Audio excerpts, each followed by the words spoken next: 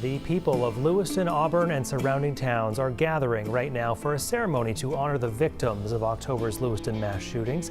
Tonight marks 6 months since the attacks perpetrated by a single gunman. Good evening, everyone. I'm Brian Yacono. And I'm Chris Costa, in for Amanda Hill. We will go live to Samard Payne Memorial Park in just a few minutes. But first, today also saw another hearing by the Independent Commission investigating the shootings. Its 9th so far. News Center Maine's Sam Olson is in Augusta tonight with what the panel learned from the men who served in the Army Reserve with Card. And Sam, one of them was Card's best friend.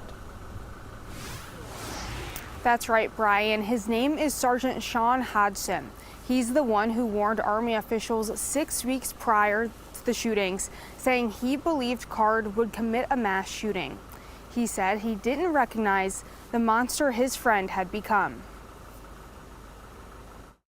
He was increasingly getting worse and more angry every day.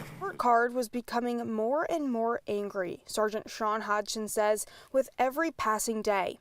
Hodgson says he witnessed his friend go from a quiet introvert to someone he didn't even recognize. The monster that he became, I don't know that person. Hodgson says he spoke to Card almost every day while he was admitted into the psychiatric hospital in New York in July.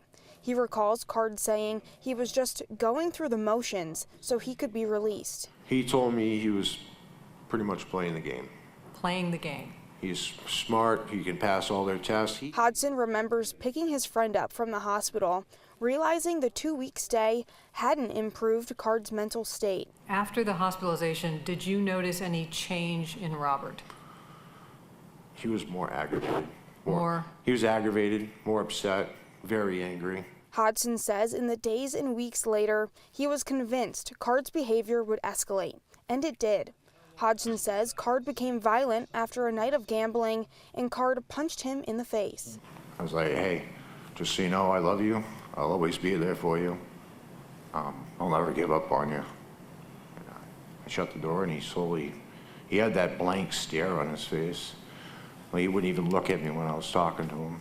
He was just dead stare front, and he slowly drove away.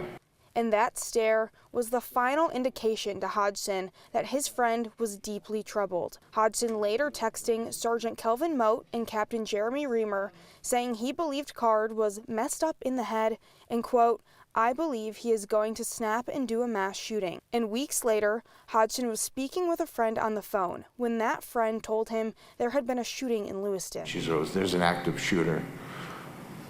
I know it was Card.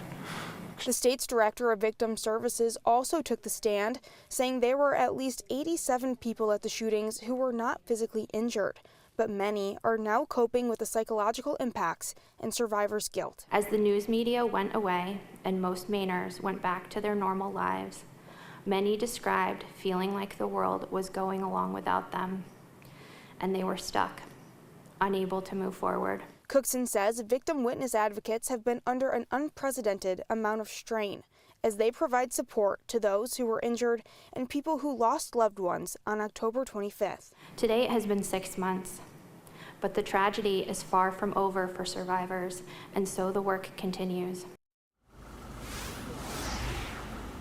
There were moments of emotion throughout today's testimony, but especially, at least for me, when Cookson described all of the victims' advocates who have served hundreds of people in the past 6 months.